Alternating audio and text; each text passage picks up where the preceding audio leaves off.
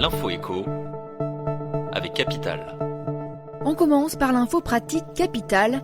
Elle concerne la nouvelle réduction d'impôt dite de Normandie qui se précise de jour en jour. Le nouveau dispositif d'investissement locatif dans l'ancien, largement calqué sur le Pinel, permet de bénéficier d'une réduction d'impôt pouvant s'élever à 21% sur une période de location comprise entre 6 et 12 ans. Une condition préalable est toutefois nécessaire. Il faut réaliser de gros travaux. Ceux-ci doivent en effet représenter au moins 25% du coût total de l'opération, achats et travaux compris. Le ministère de la Cohésion des Territoires vient de préciser que ces travaux devront booster la performance énergétique du logement d'au moins 30%. À défaut, ils devront comprendre 2 actes parmi un bouquet de 5 travaux, isolation des combles, des murs ou bien changement de chaudière. Les décrets d'application fixant les villes éligibles au dispositif sont eux attendus dans les prochains jours.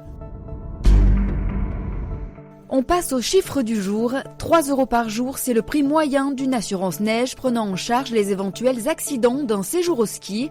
Mais est-il bien utile de payer 20 à 30 € par semaine pour une telle assurance?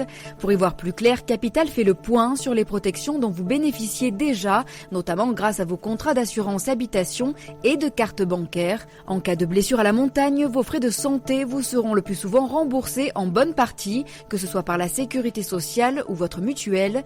Quant aux frais de transport et de rapatriement, vous êtes généralement pris en charge par l'assurance liée à votre carte bancaire.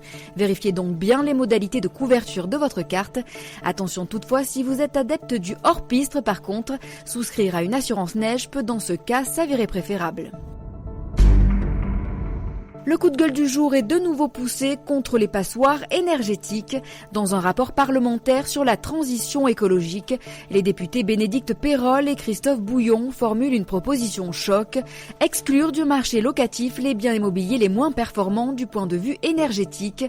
Une idée qui n'est pas sans rappeler la piste du bonus-malus portant sur la fiscalité des bailleurs. Elle avait été imaginée par Nicolas Hulot en 2017 et abandonnée après son départ du gouvernement. S'inspirant des travaux de l'ancien ministre de la Transition écologique, les auteurs du rapport ouvrent également la porte à une bonification fiscale pour les parcours complets de rénovation. On termine enfin par une information sur la superprime à la conversion qui risque de fâcher les automobilistes et le gouvernement. 7 vendeurs de voitures sur 10 refusent toujours d'accorder aux acheteurs l'avance de 4 000 € prévue par la loi. Depuis le début de l'année, ce dispositif a été élargi. Il permet désormais aux ménages les plus modestes d'économiser plusieurs milliers d'euros sur l'achat d'un véhicule peu polluant. Selon AutoPlus, les professionnels du secteur craignent de se voir reproduire les retards de paiement qui avaient été constatés l'an dernier.